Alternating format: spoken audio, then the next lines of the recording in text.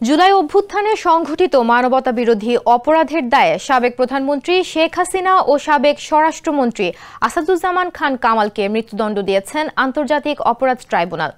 বাংলাদেশের ইতিহাসে কোনো প্রধানমন্ত্রীর ফাঁসির রায় এই প্রথম। ঐতিহাসিক এই রায়ের পর শেখ হাসিনা সহ অপরাধীদের ফেরাতে ভারতকে চিঠি পাঠায় ঢাকা, কিন্তু সে চিঠির জবাব এখনো আসেনি বলে জানিয়েছে পররাষ্ট্র উপদেষ্টা তৌহিদ হোসেন। তবে এবার প্রধান উপদেষ্টার প্রেস সচিব শফিকুল আলম বলেছেন, জুলাই মাসের গণহত্যার মামলায় দণ্ডিত হওয়ার পর হাসিনার প্রত্যর্পণের বিষয়ে বাংলাদেশের অনুরোধ খতিয়ে দেখছে ভারত।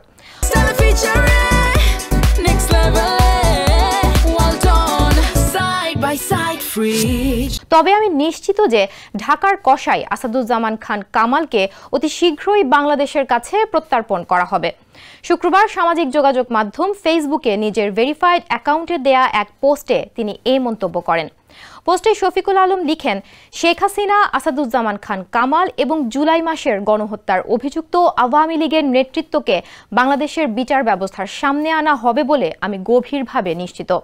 ভারত ইতোমধ্যে ঘোষণা করেছে যে জুলাই মাসের একটি গণহত্যার মামলায় দোষী সাব্যস্ত হওয়ার পর হাসিনাকে প্রত্যর্পণ করার আমাদের অনুরোধ পরীক্ষা করছে। তিনি লিখেন, আমরা জানি হাসিনার ক্ষমতাবান সহানুভূতি আছে, তবুও আমি নিশ্চিত যে ঢাকার কসাই আসাদুজ্জামান খান কামালকে অতি শীঘ্রই বাংলাদেশের কাছে প্রত্যর্পণ করা হবে। পরিশেষে তিনি লিখেন, কামাল দিয়ে শুরু হবে তারপর।